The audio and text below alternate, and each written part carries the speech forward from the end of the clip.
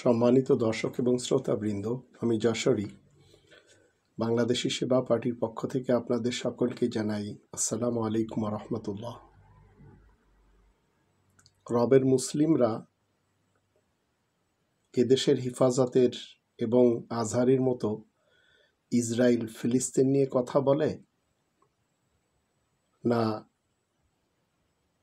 তারা রব্বানি বিধান মতে সত্য ফয়সালার কথা বলে? এক কথায়, রবের শান্তির পৃথিবীতে যে সকল মুমিন মুসলিমরা রয়েছেন, ইসরায়েল ফিলিস্তিন নিয়ে বাঙালি যারা মুমিন মুসলিম অন্যান্য মুমিন মুসলিমদের মতো একই কথা বলবে, রব্বানি বিধান যা বলবে সেটি তারা মানবে। আমরা সবাই জানি মিজানুর রহমান আজহারি ইসরায়েলের পণ্য কিনলে এই পানির বিজ্ঞাপনদাতা। আবার হেফাজতের কথা আমরা শুনব, তারা জিহাদ চায়। জিহাদ মানে তাদের দৃষ্টিতে যুদ্ধ, রক্তক্ষয়ী যুদ্ধ চায়। আপনাকে আমাকে জানতে হবে, এই কোরআনের 2 নম্বর সূরা আল বাকারার 208 নম্বর আয়াতে আল্লাহ বলছেন, ইয়া আইয়ুহাল্লাযীনা আমানু উদখুলু ফিস-সিলমি কাফা ওয়া লা তাত্তাবিউ খুতুওয়াতিশ শাইতান ইন্নাহু লাকুম আদুউউম মুবিন। তোমরা যারা ঈমান এনেছো শোনো, তোমরা সবাই ইসলামের শান্তির ছায়াতলে পরিপূর্ণরূপে প্রবেশ করো, আর শয়তানের পদাঙ্ক অনুসরণ করবে না, নিশ্চয় সেই তোমাদের প্রকাশ্য শত্রু।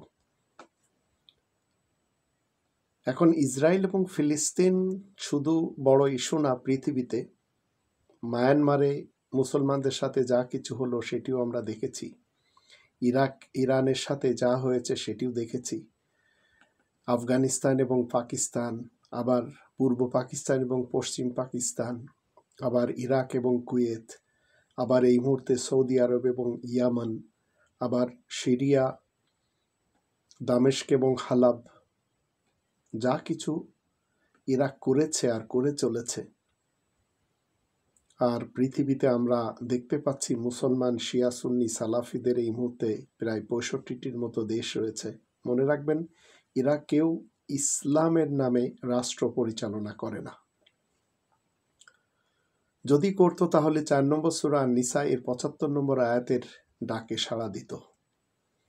আর এই মুহূর্তে সবচেয়ে বেশি দোষী হচ্ছে সৌদি আরবের ক্রাউন প্রিন্স এবং যারা তাকে সাপোর্ট করে।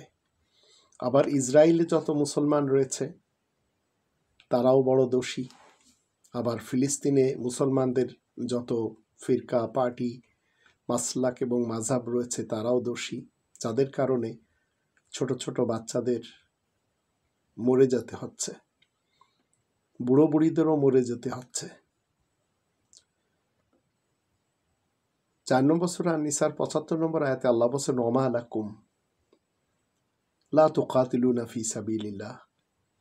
তোমরা আল্লাহ তাআলার রাহে তথা কোরআনের খাতিরে কেন কতলের মাধ্যমে প্রতিরোধ করবে না?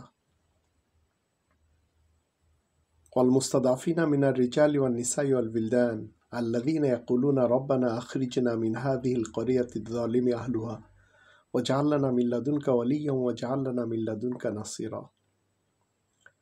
মানুষের মধ্যে দুর্বল কিছু পুরুষ, স্ত্রী লোক এবং শিশুরা ফরিয়াদ করে চলেছে, হে আমাদের রব, এই এলাকা থেকে আমাদেরকে বের করে নিন, এখানের বাসিন্দারা আমাদের প্রতি নির্যাতন করছে, আর আপনার কাছ থেকে আমাদের জন্য কোনো অভিভাবককে দাঁড় করিয়ে দিন, আপনার কাছ থেকেই কোনো সাহায্যকারী পাঠান।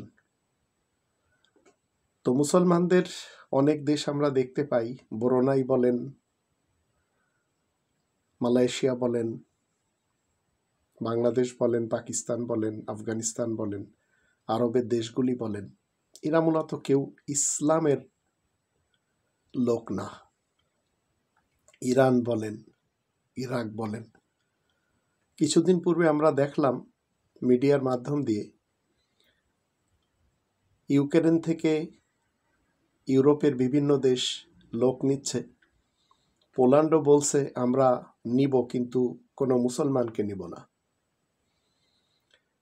ইসরায়েলও ইউক্রেন থেকে লোক নিয়েছে, কিন্তু ইহুদিদেরকে নিয়েছে।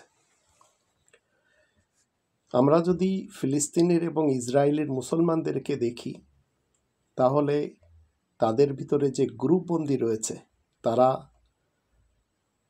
মানতে রাজি না আল্লাহ রব্বুল আলমিনের এই কোরআনের 3 নম্বর সূরা আলে ইমরানের 103 নম্বর আয়াত, যেখানে আল্লাহ বলছেন, ওয়াতাসিমু বিহাবলিল্লাহি জামিআন ওয়ালা তাফাররাকু ওয়াযকুরু নি'মাতাল্লাহি আলাইকুম ইয কুনতুম আ'দাআন ফাআল্লাফা বাইনা কুলুবিকুম ফাআসবাহতুম বিনি'মাতিহি ইখওয়ানা ওয়া কুনতুম আলা শাফা হুফরাতিন মিনান নার ফাআনকাযাকুম মিনহা কাযালিকা ইউবাইয়িনুল্লাহু লাকুম আয়াতিহি লাআল্লাকুম তাহতাদুন। 900 কোটি মানুষ আজ 2025 সালে আল্লাহ তাআলা শান্তির পৃথিবীতে রয়েছে। এদের সকলকে আল্লাহ বলছেন, ইনক্লুড মুসলমান, শিয়া, সুন্নি, সালাফিদেরকেও। এই আয়াতের অনুবাদ হলো, আর তোমরা সবাই আল্লাহ তাআলার রজ্জু, এই কোরআনকে একত্রে মজবুতভাবে আঁকড়ে ধরো, আর তোমরা ফিরকা ফিরকা হয়ে যেও না। তোমরা স্মরণ করো আল্লাহ যে নিয়ামত তোমাদেরকে দিয়েছেন, যখন একে অন্যের দুশ্মন ছিলে, কিন্তু আল্লাহ তোমাদের মনে আকর্ষণ সৃষ্টি করেছেন। অতঃপর আল্লাহ তাআলার নিয়ামতের ফলে একে অন্যের ভাই রূপে গণ্য হয়েছ, অথচ তোমরা অগ্নিকুণ্ডের কিনারায় দাঁড়িয়েছিলে। আল্লাহ তোমাদেরকে তা থেকে বাঁচিয়েছেন। আল্লাহ এমনই করে বিস্তারিতভাবে নিজের সব আয়াতগুলো তোমাদের জন্য বুঝিয়ে দিচ্ছেন, যেন তোমরা হিদায়াতের পথে এগিয়ে যেতে পারো। মনে রাখবেন, আমাদের দেশে উলামায়ে কুফফার যারা রয়েছে 118 জন প্লাস, এরা সবাই ইসরায়েল নিয়ে ঠিকই মাথা ঘামাচ্ছে। এরা কখনো জানে না যে ইসরায়েলের মুসলমানদের থেকে এবং ফিলিস্তিনের মুসলমানদের থেকে কষ্টে আছে কাশ্মীরের মুসলমান। কিছুদিন পূর্বেও আমাদের দেশে ইসরায়েলের এবং ফিলিস্তিনের মুসলমানদের থেকে বেশি কষ্টে ছিল যারা খুনি হাসিনার BAL,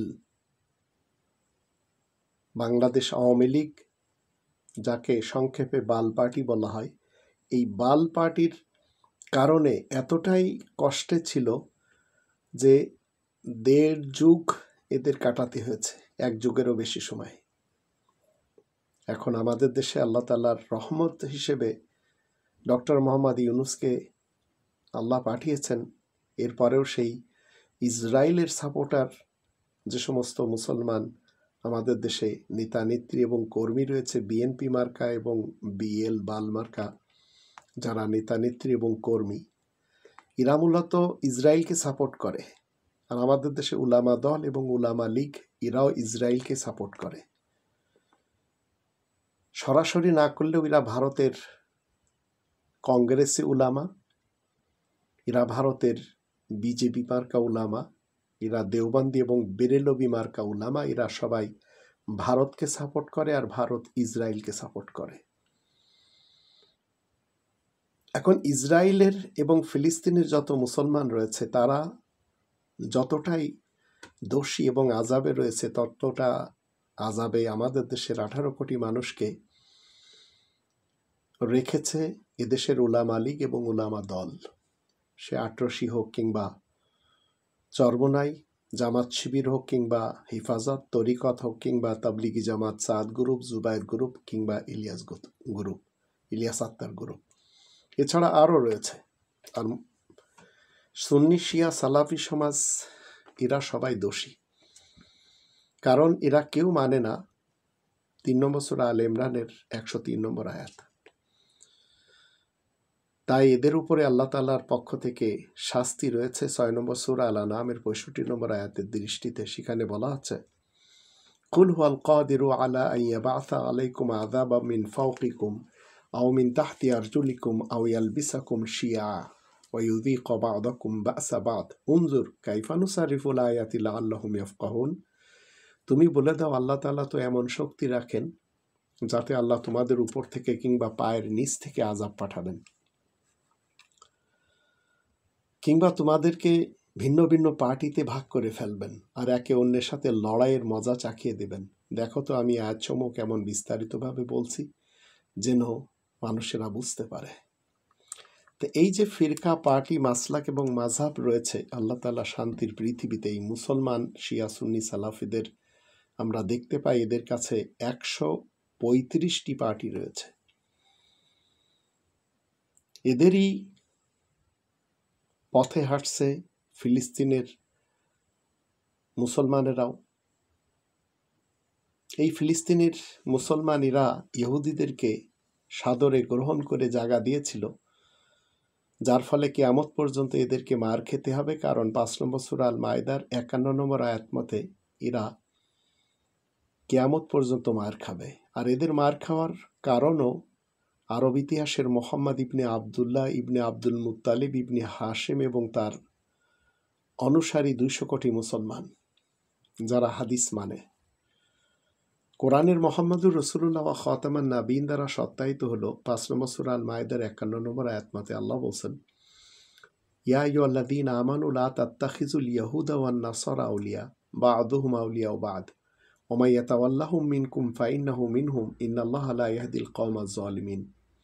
তোমরা যারা ঈমান এনেছ শোনো, তোমরা হিদায়াতের দাবিদার ইহুদি এবং সাহায্য করার দাবিদার নাসারাদেরকে মোটেই বন্ধু হিসেবে গ্রহণ করো না, তারা তো নিজেরা একে অন্যের বন্ধু। সুতরাং তোমাদের মধ্যে যে কেউ তাদেরকে বন্ধু হিসেবে গ্রহণ করবে সে তো ওদের দলেই সামিল হবে।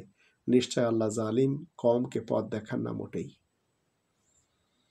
এই আয়াতে মুহাম্মদুর রাসূলুল্লাহ ওয়া খাতামান নাবিয়িন দ্বারা সত্যায়িত কি ইহুদি এবং খ্রিস্টানদের সাথে বন্ধুত্ব করা যাবে না। আরব ইতিহাসের মোহাম্মদ ইবনে আবদুল্লাহর বয়স যখন 25 বছর ছিল তখন 41 বছরের খ্রিস্টান নারীর সাথে বিয়ে করেছিল সেই খ্রিস্টান পদ্ধতিতে। আর যিনি অ্যারেঞ্জ করেছিলেন তিনি ছিলেন ওয়ারাকা ইবনে নওফেল, সেই খাদিজার চাচাতো ভাই। তিনি ছিলেন একজন বিশপ বা একজন ফাদার। ফিলিস্তিনে ইসরায়েল বিরোধী 10টি সংগঠন যদি আমরা দেখি তাহলে আমরা বুঝতে পারি যে এরা একজনও কোরআনের আয়াতের বিধানকে মানতে চায় না। হামাসের ব্যাপারে আমাদের সকলের ধারণা আছে, আবার আইএসআইএসের ব্যাপারেও। যেমন আমাদের দেশের উলামা লীগ এবং উলামা দল, এরা মূলত ভারতের গোয়েন্দা সংস্থা রয়ের পক্ষ থেকে খেলাধুলা করে। তাই এরা খুনি হাসিনাকে এবং খুনি খালেদাকে কখনো মাদার অফ ডেমোক্রেসি, কখনো মাদার অফ হিউম্যানিটি, আবার কখনো কওমি জননী বানায়। এভাবে এরা খেলা তামাশায় ব্যস্ত থাকে। অতীতকাল থেকে আমরা দেখে আসছি। এখনও এরা কে কোন পার্টির সাথে যাবে সেটি নিয়ে এরা বিভিন্ন বৈঠকে আমরা দেখতে পাচ্ছি একের পর এক বোল পাল্টিয়ে এই মুনাফিকিনরা ঠিক যেভাবে কাজ করছে। ভারতের মুসলমানদের যত নেতা রয়েছে, উলামায়ে দেওবন্দ বলেন, উলামায়ে বেরেলি বলেন, এরা কখনো মোদির সাথে আবার কখনো কংগ্রেসের সাথে যায়।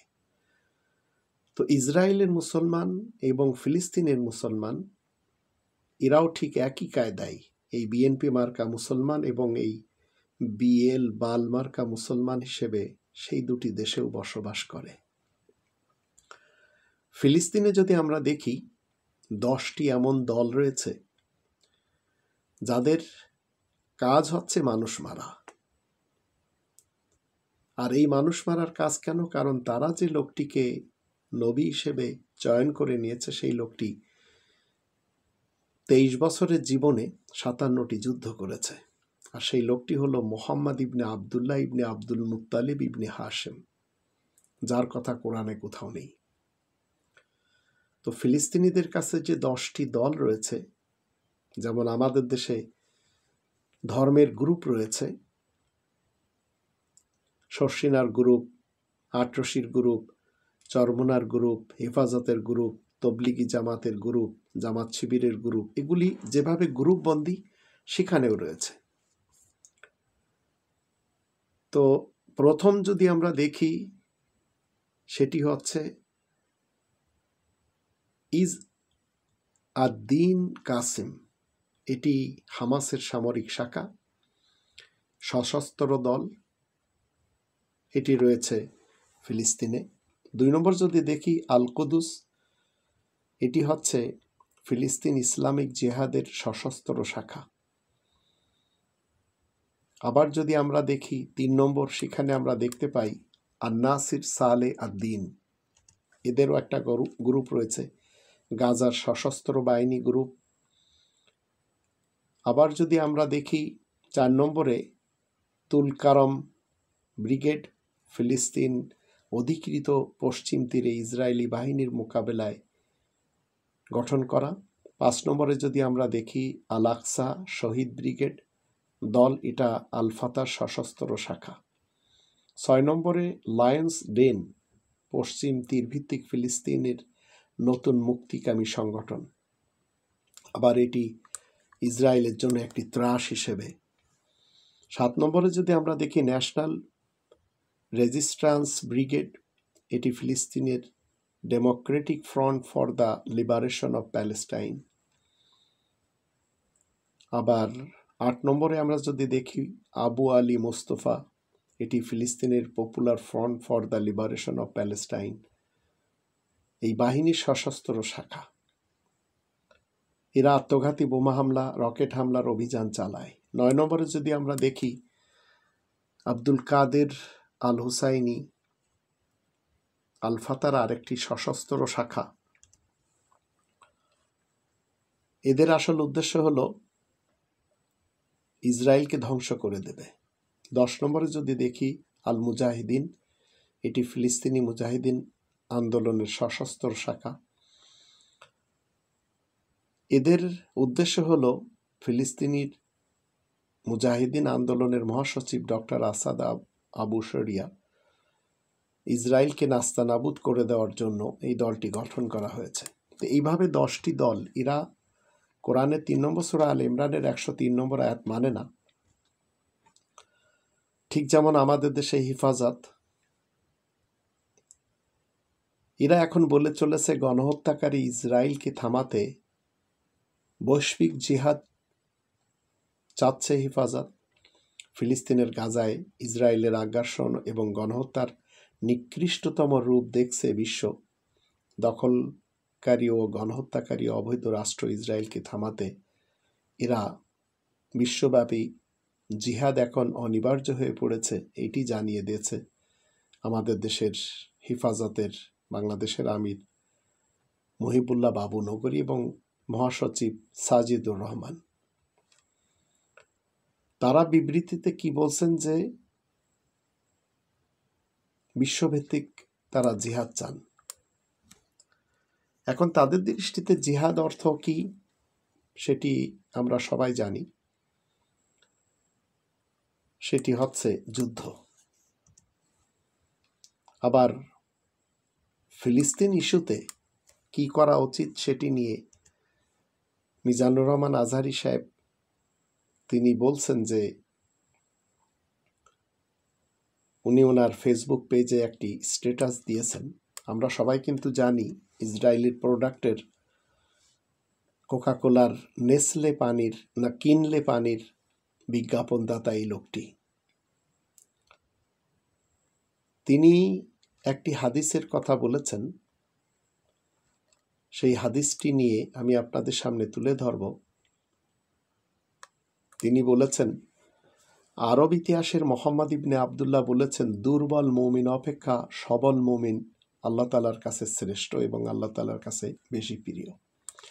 এই মিথ্যা হাদিসকে কেন্দ্র করে তিনি স্ট্যাটাস দিয়েছেন, কিন্তু ওনার উচিত ছিল 49 নম্বর সূরা আল হুজুরাতের 13 নম্বর আয়াতকে সামনে রাখা, যেখানে আল্লাহ বলছেন, ইন্না আকরামাকুম ইনদাল্লাহি আতকাকুম, তোমাদের মধ্যে সর্বাপেক্ষা আল্লাহ তাআলার নৈকট্যপ্রাপ্ত লোক যে কিনা তাকওয়ার উপরে প্রতিষ্ঠিত। আবার তিনি আরেকটি মোহাম্মদ ইবনে আবদুল্লাহর হাদিস শুনিয়েছেন, যেটি আবু দাউদে রয়েছে 4299 সংখ্যা। সেখানে মোহাম্মদ ইবনে আবদুল্লাহ বলেছেন, অনতিদূরে সব বিজাতি তোমাদের বিরুদ্ধে ঐক্যবদ্ধ হবে, যেমন ভোজনকারীরা ভোজপাত্রের উপর একত্রিত হয় এবং চারিদিক থেকে ভোজন করে থাকে। একজন বলে যে আমরা কি তখন সংখ্যায় কম থাকব হে মোহাম্মদ? মোহাম্মদ ইবনে আবদুল্লাহ বলেন, বরং তোমরা সংখ্যায় অনেক থাকবে, কিন্তু তোমরা হবে তরঙ্গ তাড়িত আবর্জনার ন্যায়। চিন্তা করুন, আবর্জনার সাথে এই লোকটি উপমা দিয়েছেন। অথচ মোহাম্মদ ইবনে আবদুল্লাহর জানা উচিত কোরআনের মোহাম্মদুর রসুল্লাহ ওয়া খাতামান নাবিয়িন দ্বারা সত্যায়িত হলো 17 নম্বর সূরা বানী ইসরাইলের 70 নম্বর আয়াত, যা শুরুতে বলা হচ্ছে ওয়ালাকাদ কাররামনা বানি আদম। বানি আদমকে আল্লাহ সম্মান দিয়েছেন। তো ফিলিস্তিনের মুসলমানদের আপনারা শুনলেন যে 10টি আলাদা আলাদা ফিরকা, পার্টি, মাসলাক এবং মাযহাবের দল রয়েছে। ইসরায়েলের সংসদে কতজন সাংসদ রয়েছে মুসলমান, সেটিও আপনারা নেট দুনিয়া থেকে জানতে পারেন।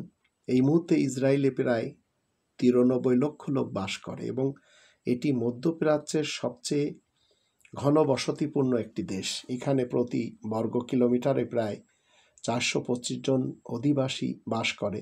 এদের মধ্যে 67 লক্ষ ইহুদি ধর্মের লোক রয়েছে আর 19 লক্ষ আরব জাতিভুক্ত, যাদের সংখ্যাগরিষ্ঠ মুসলমান, শিয়া, সুন্নি, সালাফি বলা হয়। এটি বিশ্বের একমাত্র ইহুদি সংখ্যাগরিষ্ঠ রাষ্ট্র যেখানে 19 লক্ষ মুসলমান রয়েছে। তো ইসরায়েলের বসবাস করা আরব মুসলমান যারা, আপনারা সবাই জানেন 1928 সালের ঘটনা। ক্ষমতার দাপটে ব্রিটিশরা জোর করে মধ্যপ্রাচ্যে ইহুদি রাষ্ট্র প্রতিষ্ঠা করে আর সাথে দিয়েছিল সৌদি আরব এবং আরও অন্যান্য মুসলমান আরবরা দিয়েছিল। আজ 7.5 দশকের বেশি সময় আগে ইসরায়েল প্রতিষ্ঠা করতে গিয়ে উৎখাত করা হয় লাখো ফিলিস্তিনিকে। কিন্তু এখনও ইসরায়েলে রয়েছে অনেক মুসলমান, তাদের আত্মস্বজন গাজা, পশ্চিম তীর, জর্ডান, লেবানন, সিরিয়া এবং অন্যান্য দেশে থাকলেও তারা ইসরায়েলেই রয়ে গেছে।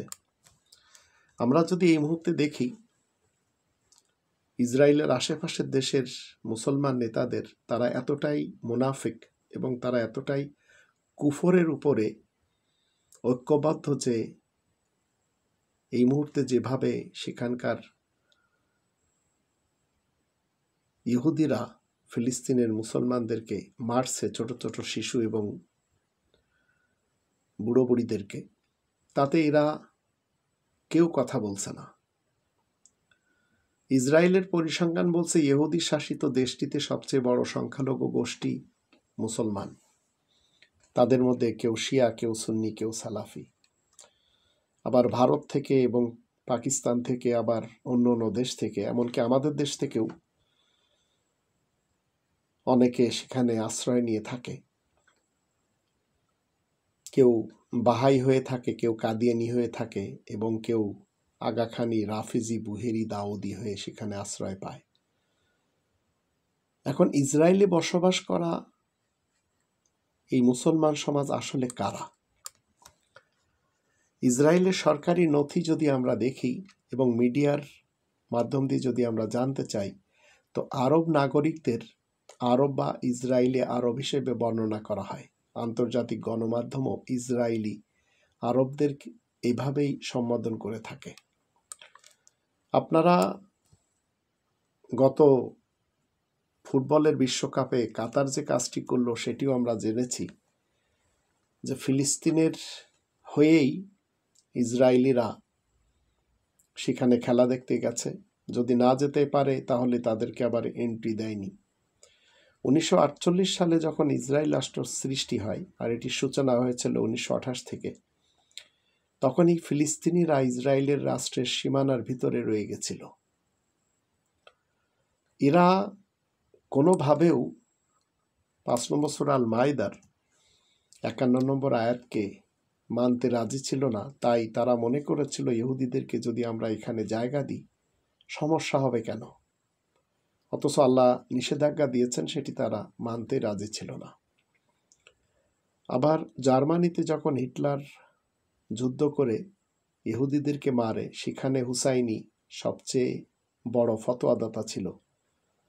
তো মুসলমানদের মার খাওয়ার পিছনে সবচেয়ে বড় যে গডফাদার, তিনি হলেন আরব্য মোহাম্মদ ইবনে আবদুল্লাহ। যিনি কিনা কোরআনের মোহাম্মদুর রসুল্লাহ ওয়া খাতামান নাবিয়িনের বিপক্ষে। তার 21টি স্ত্রীদের মধ্যে ইহুদিও ছিল, আবার খ্রিস্টানও ছিল। আবার মুখে সে কি বলেছে সেটি আমি আপনাদের শোনাবো এখন। তো সেই সময় 7,1948 সাল পরবর্তী যুদ্ধের সময় হয় ইসরায়েল ছেড়ে পালিয়ে যাওয়ার, অথবা তাদের বসতভিটা থেকে উচ্ছেদ করা হয়। বর্তমানে ইসরায়েলের গালিলি শহর এবং নেগেভ অঞ্চলে আরব মুসলমানদের জনসংখ্যা বেশি।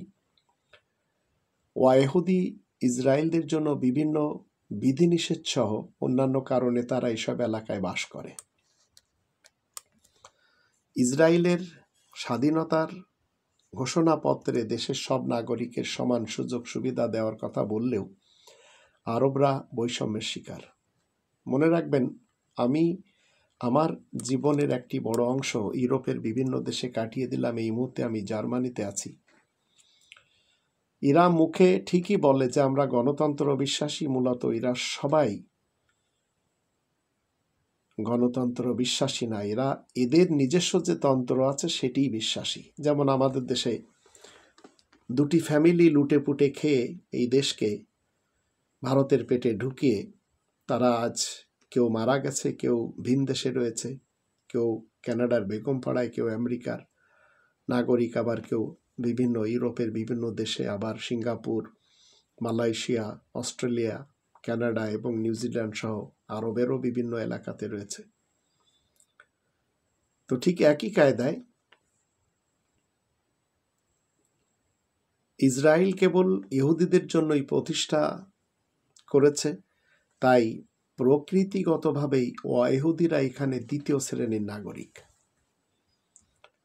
আর আমাদের দেশে যখন বিএনপির যুগ আসে তখন তার বিরোধী দল দ্বিতীয় শ্রেণীর নাগরিক হয়ে যায়, আর যখন বিএল বাল পার্টি বা বাংলাদেশ আওয়ামী লীগ আসে তখন বিএনপি দ্বিতীয় শ্রেণীর নাগরিক হয়ে যায়, আর এরা একে অপরকে মারে। 1950 সালের ল অব রিটার্ন অনুযায়ী যে কোনো ইহুদি বা তার বংশধররা ইসরায়েলে আসতে পারবে, সক্রিয়ভাবে নাগরিকত্ব পাবে, তবে ইহুদিদের জন্য এমন অধিকার নেই। পাকিস্তানে যে সমস্ত ইহুদিরা ছিল করাচিতে, তারা সবাই সেখানে যে নাগরিকত্ব নিয়ে এনেছে। আবার নাগাল্যান্ড বলেন কিংবা ভারতের বিভিন্ন অংশ থেকে যে সমস্ত ইহুদিরা চলে গেছে তারা সবাই নাগরিকত্ব পেয়েছে। আমাদের বাংলাদেশ থেকেও চট্টগ্রাম থেকে গিয়েছে, সেখানে নাগরিকত্ব পেয়েছে।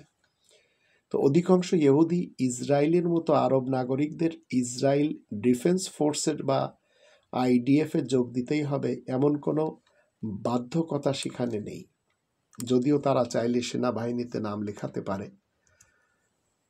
আরব ইসরায়েলিদের মধ্যে দ্রুজ এবং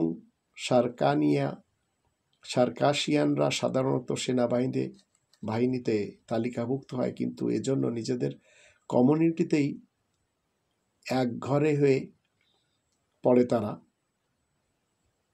আইডিএফে তালিকাভুক্ত না হলে শিক্ষা, গৃহ নির্মাণ ও জমির মালিক হওয়ার মতো বিভিন্ন সুযোগ সুবিধা থেকে সেখানকার মুসলমানেরা বঞ্চিত। অখণ্ড জেরুজালেমকে নিজেদের রাজধানী দাবি করে পুরো শহরের বাসিন্দাদের আদমশুমারি করে রেখেছে ইসরায়েল, যদিও তাদের এমন দাবি না ফিলিস্তিনিরা মেনে নিয়েছে না জাতিসংঘ। ফিলিস্তিনিরা পূর্ব জেরুজালেমকে তাদের ভবিষ্যৎ স্বাধীন রাষ্ট্রের রাজধানী মনে করে, তাই পূর্ব জেরুজালেমের অধিকাংশ আরব নিজেদের কোনো দেশের নাগরিক মনে করে না।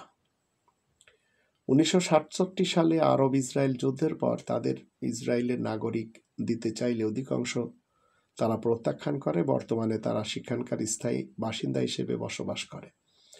ইসরায়েলের যাবতীয় সুযোগ সুবিধা ভোগ করলেও তারা নির্বাচনে ভোট দিতে পারে না।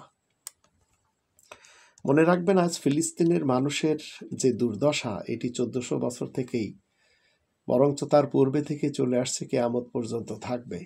যতদিন মুসলমান, শিয়া, সুন্নি, সালাফি সমাজ আরব মোহাম্মদ ইবনে আবদুল্লাহর হাদিসকে বয়কট না করবে এবং বাদ না দিবে। মোহাম্মদ ইবনে আবদুল্লাহ ইহুদি এবং খ্রিস্টানদেরকে আরব উপদ্বীপ থেকে বহিষ্কার করার কথা বলেছেন, যদিও তার স্ত্রীদের কেউ কেউ ইহুদি আবার কেউ কেউ খ্রিস্টান ছিল। আরব উপদ্বীপে শুধু মোহাম্মদের শিষ্যরাই থাকতে পারবে, ভিন্ন ধর্মের লোকদেরকে বিনা অপরাধে এভাবে নির্বাসন দেওয়া কোনোভাবেও কি মানবিক হতে পারে? এবং তিনি বলেছেন কি, যে হাদিসটি আমাদের অনেকেই জানে, আমাদের দেশের ধর্মের খোয়ার বলৎকার করার যে মাদ্রাসাগুলি রয়েছে সেখানেও আবার পড়ানো হয়। আর সেই হাদিসটি কি, কোরআনের মোহাম্মদুর রসুল্লাহ ওয়া খাতামান নাবিয়িনের বিরুদ্ধে যেয়ে মোহাম্মদ ইবনে আবদুল্লাহ বলেছেন, আন ওমর ইবনুল খাত্তাব আন্না রসুলাল্লাহ ক্বাল লাইন ইশতু ইনশা আল্লাহ লাউখরিজান্নাল ইয়াহুদা ওয়ান নাসারা মিন জাজিরাতিল আরব।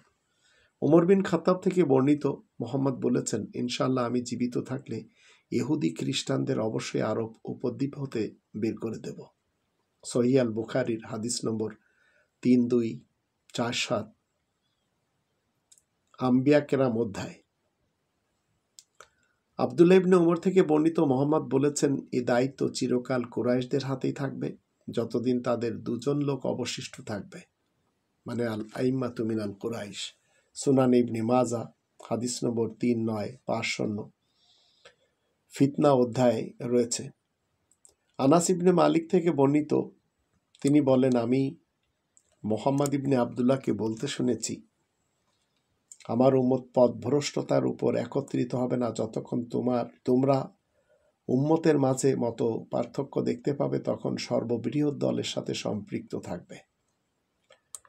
তো এখন আখরিজুল ইহুদ মিন জাজিরাতিল আরব, এই যে ইহুদিদের এবং খ্রিস্টানদের তাড়ানোর হাদিস, এই হাদিস নেতানিয়াহু খুব কঠিনভাবে আঁকড়ে ধরেছে। আর এরই ভিত্তিতে আজ মুসলমানদেরকে মারা হচ্ছে। আর মুসলমান শিয়া সুন্নি সালাফিদের মাঝে কোনোভাবে ঐক্য নেই এবং কিয়ামত পর্যন্ত থাকবে না। কারণ এদের গডফাদার মোহাম্মদ ইবনে আবদুল্লাহ, যে কিনা কোরআনের মোহাম্মদুর রসুল্লাহ ওয়া খাতামান নাবিয়িনের শত্রু, তাই তার আশা ছিল যে আরব এলাকা থেকে এদেরকে বের করে দিতে হবে, ইহুদি এবং খ্রিস্টানদেরকে। তো মুসলমান সমাজ অচিরেই আমরা দেখতে পাব তাদেরকে বিতাড়িত করা হবে, এবং তার সবচেয়ে বড় যে আমল সেটি আমরা ফিলিস্তিনে দেখতে পাচ্ছি।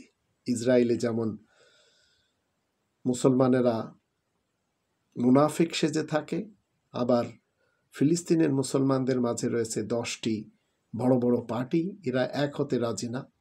যেমন আমাদের দেশে ধর্মের অনেকগুলি পার্টি রয়েছে, এরা কখনো এক হবে না, যার ফলে বিএনপি এবং আওয়ামী লীগ এরাই আসবে এবং যাবে। যদিও আল্লাহ তাআলার মেহেরবানি যে আমরা ডক্টর মোহাম্মদ ইউনূসকে পেয়েছি, আবার ভারত প্রেমীরা, ইসরায়েল প্রেমীরা তাকে থাকতেই দিতে চাচ্ছে না। কিন্তু এমন একটি সময় তৈরি হয়ে গেছে যে ওনাকে সাপোর্ট করার জন্য এই দেশপ্রেমিক বাঙালিরা ঐক্যবদ্ধ হবে। যদিও উলামা লীগ এবং উলামা দল, আবার আওয়ামী লীগ এবং বিএনপি, এরা তার বিরুদ্ধে যাবে। আল্লাহ আমাদের সবাইকে তৌফিক দান করুন, আমরা যেন কোরআনকে মজবুতভাবে আঁকড়ে ধরে নিজেদের জীবন পরিচালনা করি। আর মুসলমান শিয়া সুন্নি সালাফি সমাজ, এরা নিজ নিজ জায়গায় এতটাই ভয়ঙ্কর যে এরা শুধুমাত্র রাজনীতিকে সামনে এনে নিজেদের স্বার্থ উদ্ধারের জন্য কখনো ইসরায়েলের মুসলমানদের বিরুদ্ধে এবং ইহুদিদের বিরুদ্ধে, আবার ফিলিস্তিনের সেই 10টি পার্টির মুসলমানদের পক্ষে যায়। মূলত এরা কেউ জানে না যে সে দেশে আমাদের দেশের মতো কেউ হেফাজতের রয়েছে, কেউ তরিকতের রয়েছে, কেউ চরমোনাই, কেউ আট্রসি, কেউ জামাত শিবির, কেউ তাবলিগ, কেউ সাদ গ্রুপ, কেউ জুবায়ের গ্রুপ। 2018 সালে এবং 2024 সালে আমরা দেখলাম তারা কিভাবে বিশ্ব ইজতেমাতে মারামারি করলো এবং রক্তক্ষয়ী যুদ্ধ করলো। এই হচ্ছে বিশ্বের মুসলমানদের অবস্থা। এদের কাছে অনেক রাষ্ট্র রয়েছে, কিন্তু এরা সবাই যদি সামান্য কজন করে নিজ নিজ দেশে নাগরিকত্ব দিয়ে দেয় ফিলিস্তিনিদের, তাহলে তারা স্বাধীনভাবে বাঁচতে পারে। কিন্তু আমেরিকা এবং ইসরায়েল যেভাবে নিজ দেশের মুসলমানদের এবং ফিলিস্তিনের মুসলমানদেরকে দবিয়ে রেখেছে, আবার ভারতের নরেন্দ্র মোদী যেভাবে কন্ট্রোলে রেখেছে, তাতে এই মুসলমানদের দিয়ে কখনো কিছুই হবে না। এরাই রাস্তাতে এসে রোড ব্লক করবে, গলা ফাটিয়ে কথা বলবে, মামুনুল হকের মতো কঠিনভাবে এরা চিল্লাবে। মূলত এদের পিছনে আপনি আমি যদি যাই, তো মনে রাখবেন এই মিজানুর রহমান আজহারি নিজেই ইসরায়েলের পণ্যের বিজ্ঞাপনদাতা। আর মামুনুল হকের চরিত্র আমরা সবাই সোনারগাঁ সেই রিসোর্টে ধরা খাওয়ার ইতিহাস থেকে জানতে পারি। এরপরেও যদি আমরা মনে করি এদের পিছনে গেলে ইসরায়েল ধ্বংস হয়ে যাবে আর ফিলিস্তিন চাঙ্গা হবে, তা না। মূলত মোহাম্মদ ইবনে আবদুল্লাহর হাদিসকে কন্ডেমড করতে হবে। এই হাদিস যদি আমরা মানি, তাহলে কোরআনের মোহাম্মদুর রসুল্লাহ ওয়া খাতামান নাবিয়িনের পক্ষে আমরা কাজ করতে পারবো না। এখন চিন্তা করে দেখুন, হাদিস মেনে পৃথিবীতে নির্যাতিত, নিপীড়িত এবং নিষ্পেষিত হবেন, না ইসলামের মুসলিম হয়ে শান্তিতে বসবাস করবেন? আল্লাহ আমাদের সবাইকে চিন্তা করার তৌফিক দান করুন।